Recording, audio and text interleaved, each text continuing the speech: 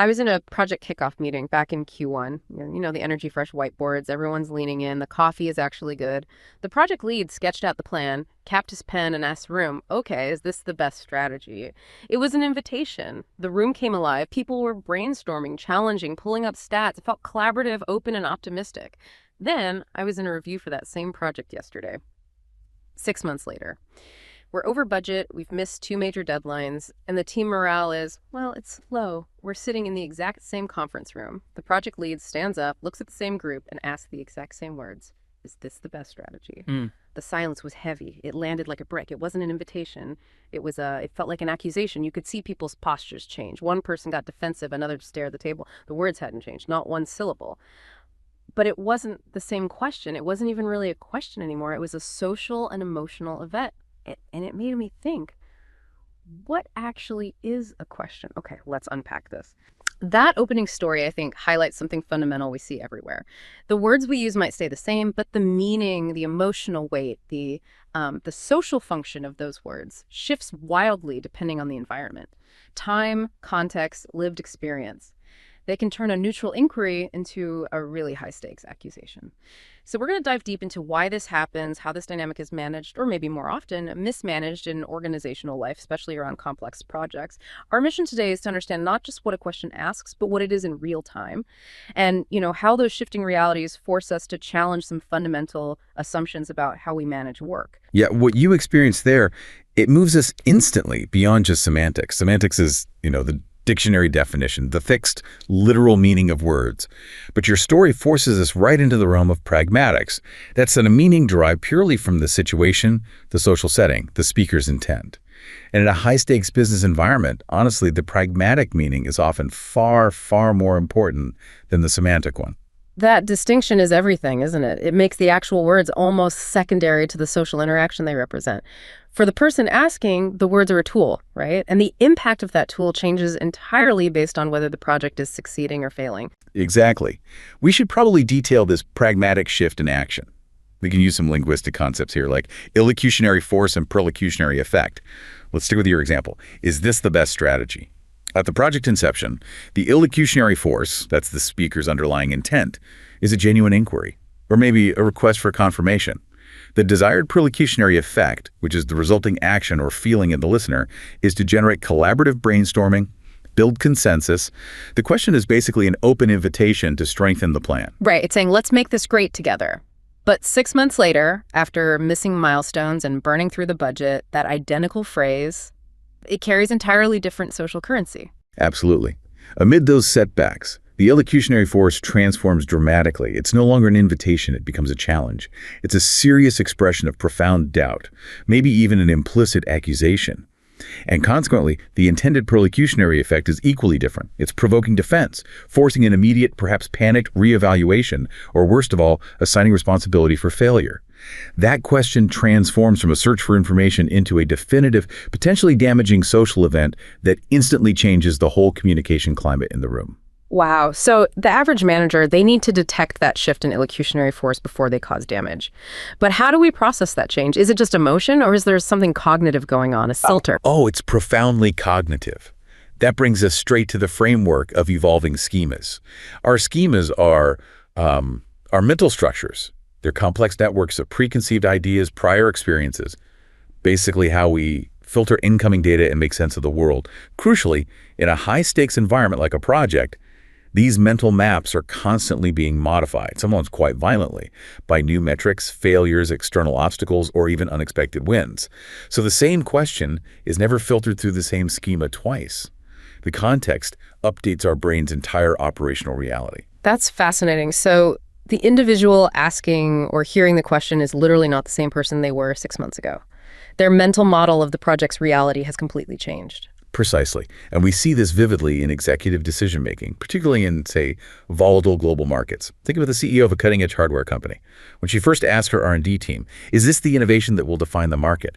The team's schema is purely aspirational. It's built on excitement, right? High-risk tolerance, the potential for a massive payout. The question is filtered through the lens of pure possibility, blue sky thinking. Yes. But fast forward 8 months. A major competitor undercuts them, releases a product that achieves, say, 70% of their intended functionality at half the cost. Now, that initial schema, it's shattered. The market is destabilized. Suddenly, the schema is enriched by fear, survival instincts, maybe even regret. When the CEO asks the exact same question, is this the innovation that will define the market? As part of a tense review, aspiration has been totally replaced by accusation and anxiety. Exploring how this evolving pragmatic meaning of strategic questions influences executive decisions and adaptive leadership in these volatile markets, especially for tech companies navigating rapid innovation cycles. It becomes essential for survival.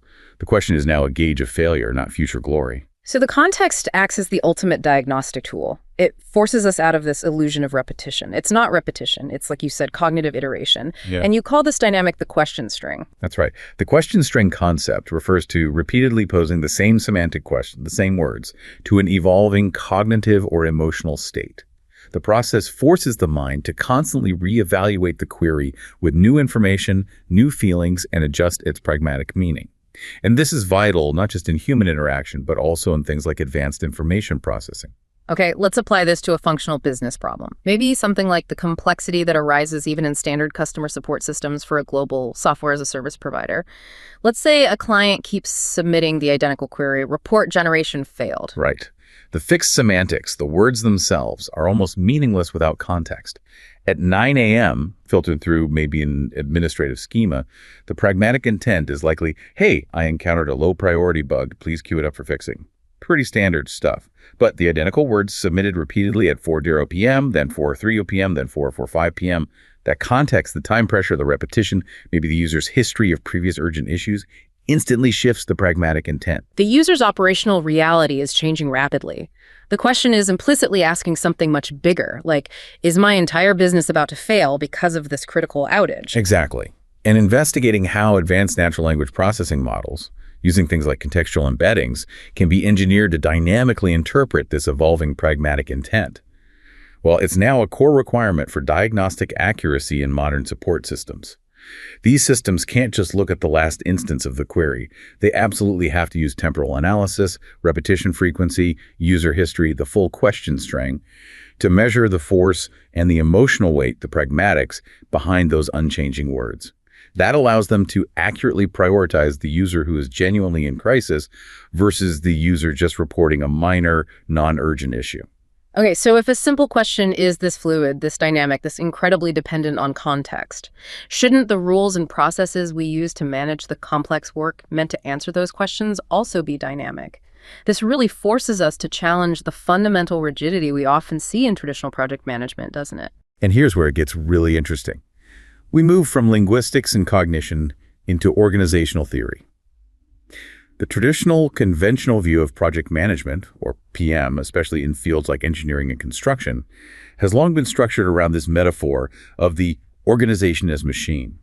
It's seen as a purely technical activity focused on control, efficiency, rational planning. Right. This view frames the project as a predictable, unique task constrained by those three rigid, predetermined goals: time, cost, and specification. The idea is as long as you follow the rational steps, the machine works perfectly. That is the core belief, yes. But what does the empirical evidence actually suggest about this rational machine? Well, it suggests it's fundamentally flawed. We see consistently high failure rates across industries. For instance, some data indicates that over 30% of information technology projects are canceled outright before they're even completed. Furthermore, over half of all major projects come in significantly over budget, sometimes as high as 190% over, maybe even up to 220% over the original time estimate. That failure rate is just staggering. I mean, if any machine operated with that level of failure, we would scrap it immediately, no questions asked.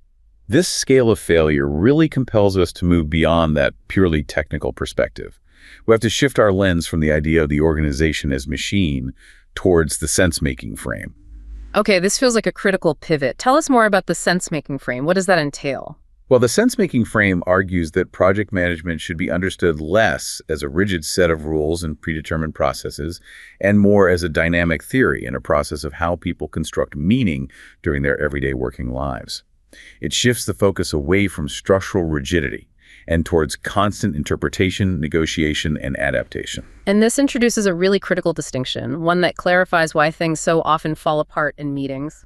The difference between organization with a capital O and organizing as a verb. Precisely.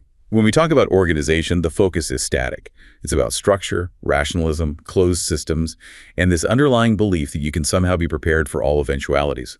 This is where all the literature on planning, control, and finding the best way to manage projects originates. It's an attempt to impose order on chaos. But the project in action, the lived reality, isn't static at all. It's about organizing. Exactly. Organizing is the continuous, deliberate social interaction happening between people as they work together. It views the project as an emergent, socially negotiated phenomenon. It focuses entirely on the actions and interactions of individuals as they proceed, as they make sense of things. This is what truly directs us to the processes that enable meaning to be made in real time. And this view forces us to accept a more chaotic reality. As the philosopher Henry Adams once noted, chaos is the law of nature, order is man's dream. The constant pursuit of standardized technical best practices is often just that, a collective dream of order imposed on what is inherently a messy, unpredictable human environment. This helps explain why communication constantly fails, even when people are using the same jargon, the same project terms. Conventional theorists, they tend to assume the world is composed of shared meanings that naturally produce order. So when things go wrong under that view, it's just seen as an unfortunate, preventable breakdown in the system. But the sense-making approach operates under the opposite, and I think more realistic, assumption. Meaning is often not shared. Uncertainty and changes aren't exceptions to the rule. They are fundamental, expected outcomes of a disorderly world. Chaos is the norm. So when project participants speak using common terminology like project management or even project success, they can completely fail to communicate clearly. Why? Because that single term applies to profoundly different, often unaligned understandings, assumptions, and criteria held by the various participants. Can you give us a tangible example of that non-shared meaning in action, something concrete? Sure. Think about a simple word like ready. To a software developer, ready might mean the code compiles cleanly and it passes all the automated unit tests. Technical completion. To a product manager, ready probably means the feature is fully deployed to production, it's documented for users, and we have the marketing copy approved and ready to go. Business readiness. To the CEO, ready might mean something else entirely. The feature is live, customers are using it, and it's demonstrably generating positive ROI for the company. Financial readiness. If a communication failure occurs around the word ready, it's not because someone misspoke or used the wrong term. It's because they were operating within entirely different non-shared conceptual realities of what that single word actually signified for the project's ultimate success. And this non-shared reality isn't just theoretical conjecture. The core source material we're drawing on shows that project participants themselves, based on their own experiences, their education, their professional exposure, they fundamentally differ in their understanding of what project management even is. They tend to adopt one of three distinct mental models, and this fundamentally determines how they practice PM, and crucially, how they judge success or failure. Okay, let's start with the one who relies most heavily on that traditional organization as machine metaphor, the rule follower. That would be model one. The naive understanding. We sometimes term this the true believer. Their core identity is pretty rigid. PM is purely about control, meticulous planning, and adhering to a fixed set of skills and tools. Think Gantt charts, status reports. They define project success very strictly, almost exclusively in terms of those measurable constraints. Delivered on schedule, came in on budget, and met the original technical specification, the iron triangle. Okay, so if they are the true believers in the tools and process, what do their actual practices look like day to day? Well, here's the interesting part. They typically exclusively use only the most basic, traditional PM tools, things like regular meetings, simple status reports, basic change control logs.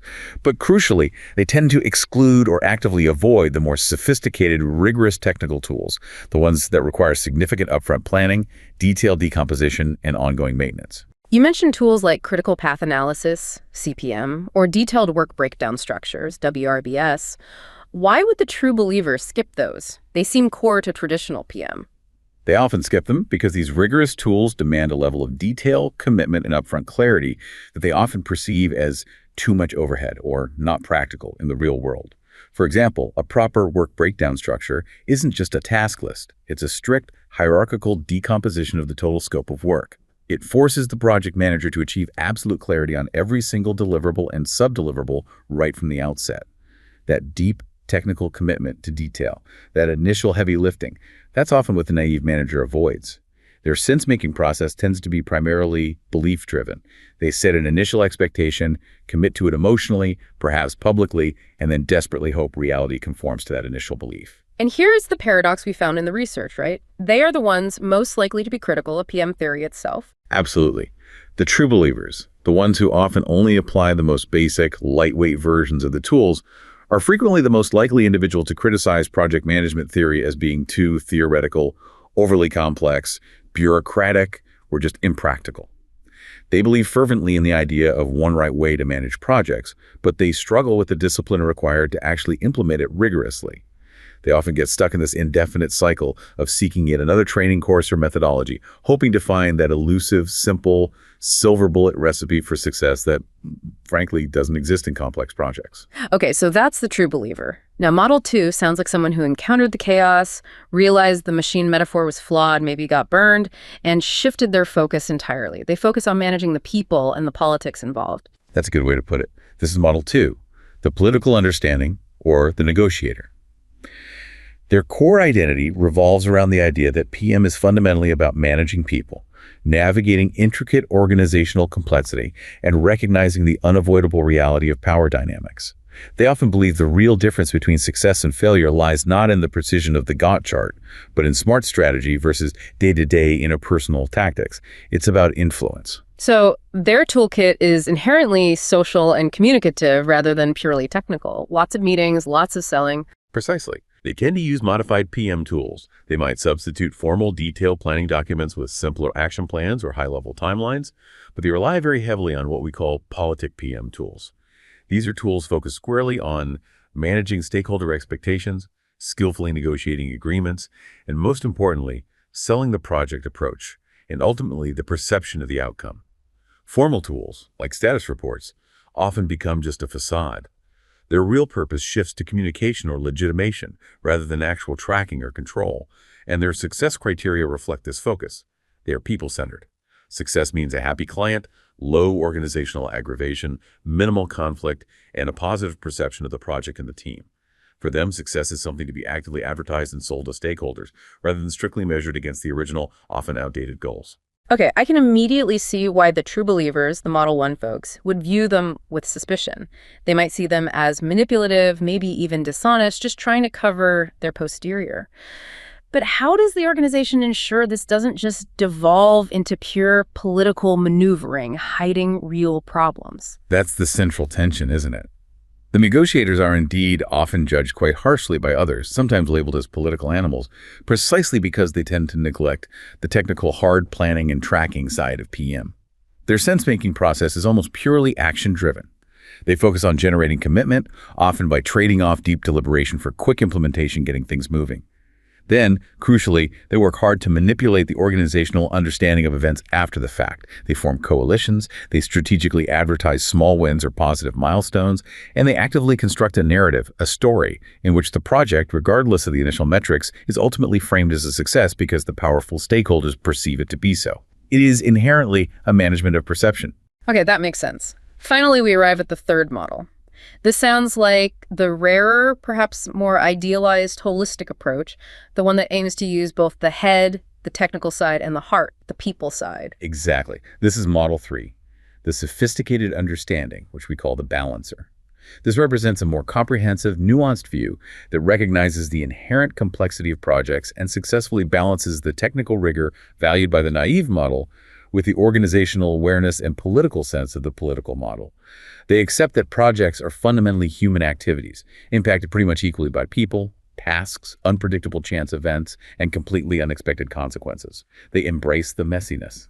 So what does this balancing act look like in practice? How do they actually operate? Well, interestingly, this group is the only one in the research that reports rigorous application of a complete set of traditional PM tools. We're talking detailed schedules, genuine critical path analysis, properly structured work breakdown, structures of the works. But crucially, they combine this technical rigor with the effective use of politic tools. However, their political tools are centered more on coordinating efforts effectively and managing realistic expectations rather than just selling a narrative. They emphasize working together collaboratively to adapt to inevitable change. Their success criteria reflect this balance. They are balanced. They aim for both a happy client and meeting the last agreed to time, budget, and specification. They explicitly recognize that initial goals are merely a starting point and must be realistically adjusted as the project's content and context evolve. And this ability to context switch, to understand the pragmatic shift in a question depending on who's asking and when, that seems like their superpower. Let's return to a high-stakes scenario to illustrate this. Imagine the project manager for a major multinational civil engineering firm. They're overseeing a massive, politically sensitive subway system expansion. Mid-project, her lead structural engineer asks her privately, "Are we absolutely confirmed on the structural tolerances for Phase 4? Okay, the sophisticated manager instantly recognizes the engineer is operating primarily from the naive framework, Model 1. He's asking purely about physics, a logistical go-no-go decision based on verifiable objective engineering data. The required response in this context involves providing precise data, maybe showing the latest stress testing results, referencing the structural analysis reports. It's all about demonstrating technical rigor and accuracy. Right. But later that same day, she's in a closed-door meeting with the city's government director overseeing the project, a political appointee. And he asked the exact same question. Are we absolutely confirmed on the structural tolerances for Phase 4? The sophisticated manager recognizes the immediate, dramatic shift in the illocutionary force. Analyzing the impact of evolving cognitive schemas on cross-functional team communication and conflict resolution strategies, especially in these large-scale infrastructure projects, reveals something critical here. The director isn't really asking about concrete strength or steel yield points. He's asking about power and political risk. He wants assurance, deep assurance, that no potential safety issue exists that a rival politician or a hostile newspaper could possibly uncover and use to attack the project, or worse, his administration. So the manager adapts her response completely. She focuses on assurances of redundancy in the design, maybe highlights the stellar reputation of the independent third-party auditors they hired, emphasizes the rigorous safety protocols. She focuses on political legitimacy and risk mitigation, not parts per million stress tolerances. It's the ultimate form of sophisticated management in action. She gives two entirely different yet equally valid answers to the exact same sequence of words because the underlying pragmatic intent, the real question being asked, changed completely based on the speaker and the context. That ability implies their sense-making is a complex interplay of belief-driven and action-driven processes, right? They believe in the importance of the technical plan, belief, but they use action and social awareness action to navigate and maneuver around the inevitable realities and complexities of the human element. Precisely.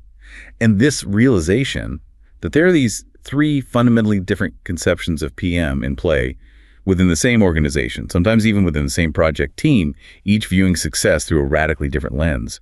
This explains the often mind-bending reality revealed when we look closely at empirical project outcomes.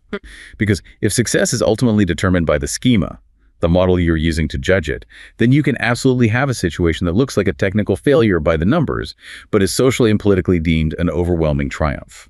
This is the success paradox in action. Let's talk numbers again briefly. We mentioned the generally high failure rates earlier, yet empirical case data consistently shows a surprisingly high rate of perceived success, even when the objective metrics look bad. For instance, out of 5 diverse projects examined in one major study, 3 were significantly over budget, 4 were delivered late, and only 1 actually delivered the original specifications agreed upon at the start. By strict naive standards, Model 1 criteria, 4 out of those 5 projects were objective failures. But here's the kicker, the paradox. Astonishingly, 4 of those 5 projects were reported as having happy, satisfied clients.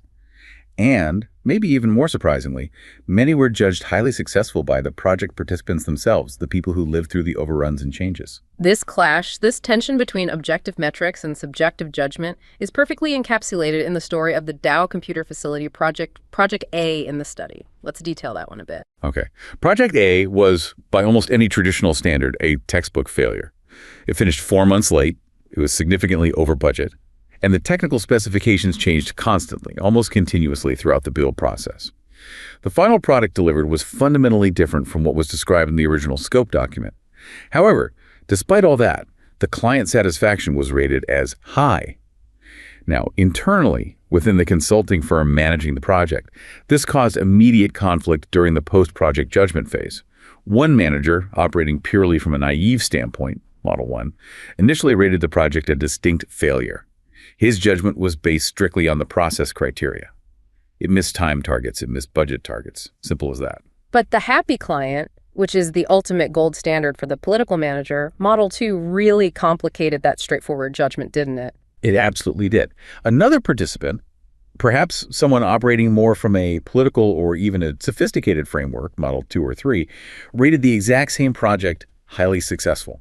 Their reasoning: the high technical quality of the finished product, despite the changes, and most critically, the clients expressed high level of happiness and satisfaction with the outcome. So you had the naive model directly at war with the political model, with the very definition of success for this project hanging precariously in the balance, depending entirely on who you asked and what criteria they prioritized. Now contrast that messy picture with the Iron Highway Project, Project E, which was seen as a huge social and technological triumph, despite significant technical overruns on paper. Right. Project E was a major IT design and build project. The goal was ambitious: dramatically improving rail traffic service using highly complex, genuinely cutting-edge information systems. Objectively, it ran 40% over budget and was delivered slightly late. Again, by naive metrics, a clear breach, a failure. Yet it was judged an overwhelming success by almost everyone involved, including the client and the project team. Why? Because of its incredibly strong business vision, the exceptional level of cooperation between the client and the delivery team, and the fact that the final product was truly world-class. It actually delivered functionality that substantially exceeded the original specifications. It didn't just meet the initial goals, it effectively redefined industry standards in that area, and even won a major industry award as the best IS project of the year. In this case, the political and business reality, the massive positive impact, and the social praise completely crushed the purely technical failure metrics derived from the initial plan. Okay, so how do people reconcile these contradictory realities? If almost everyone agrees Project E is a success, despite the hard metrics saying it was late and over budget, how do they mentally close that cognitive gap? How does that work? This happens through a powerful social process called intersubjective sense-making. When project participants are faced with these kinds of contradictory realities, for example, the project failed by every quantifiable metric we set at the start, but the client is absolutely thrilled we made a good profit and it won an award. They collectively, often implicitly, modify their individual beliefs to align with the socially constructed, shared reality that emerges. Essentially, the group's perception of success, especially if validated by powerful stakeholders like a happy client, becomes more robust and more influential than any single individual's adherence to the original data points or plan. That sounds like an incredibly powerful, maybe even slightly uncomfortable organizational force. Can you give us the direct example of that belief modification actually happening from the research you mentioned? Absolutely. Let's recall the consulting firm manager involved in that messy Dow computer facility project, Project A. Remember, he initially applied strict traditional criteria, Model 1, and judged the project a failure, giving it a low internal score. However, when he was confronted with the client's highly favorable judgment, which represented the more robust intersubjective reality being constructed socially and organizationally around the project's outcome, the consulting vice president who worked closely with that manager explicitly modified his own beliefs. He subsequently went back and increased his project success score significantly, specifically to fall more in line with the client's positive perception. The organizational reality, the collective agreement that the client was happy and the final outcome was good for the business, ultimately overruled the individual's rigid adherence to the initial naive framework. That is a genuinely staggering finding. The group's negotiated reality, the story they collectively agree on, is ultimately more powerful in defining success than any individual's adherence to an original plan or a budget number. That really is the core takeaway for anyone working in a complex organizational setting. Your individual understanding, shaped by whether you are primarily operating from the naive, political, or sophisticated model, certainly influences your initial sense-making around project outcomes. But intersubjective sense-making, the group's negotiated reality, especially one that gets validated by a powerful, happy client or achieves significant business impact, is far more robust. It eventually tends to define success for the entire organization, retrospectively smoothing over those initial discrepancies in metrics. The wide variability we consistently see in judgment scores for projects that were objectively only moderate successes, or even outright failures by initial standards, provides compelling evidence that participants are applying fundamentally differing success criteria based on their dominant individual PM models. So what we really see is that the act of managing a project, at its core, is fundamentally about managing meaning. It's about navigating these different realities. The differences in individual understandings, the naive player focusing narrowly on control, the political player focusing strategically on manipulation and perception, and the sophisticated player attempting to balance both technical rigor and social reality. These are all driven by differing sense-making processes. And these differing views lead directly and, I would argue, predictably to communication failures, misaligned expectations, and conflict. The sophisticated manager really stands alone as the one who recognizes the fundamental dynamic nature of inquiry itself and consciously adjusts both their technical response and their political assurance accordingly, depending on the situation. It seems absolutely critical then for anyone managing projects, or frankly, even just working on a team, to recognize that differing interpretations of events, of data, of outcomes will inevitably emerge among participants. It's not a matter of if, but when. And when project participants speak using common, everyday terminology like project management or status or success, they can very easily fail to communicate clearly. Not because they're bad communicators, but because that single term applies to widely different underlying understandings, expectations, and success criteria based on which model they're operating from. Recognizing the existence of these non-shared realities and maybe even trying to understand which of the three models your colleagues, your boss, or your clients are currently operating under.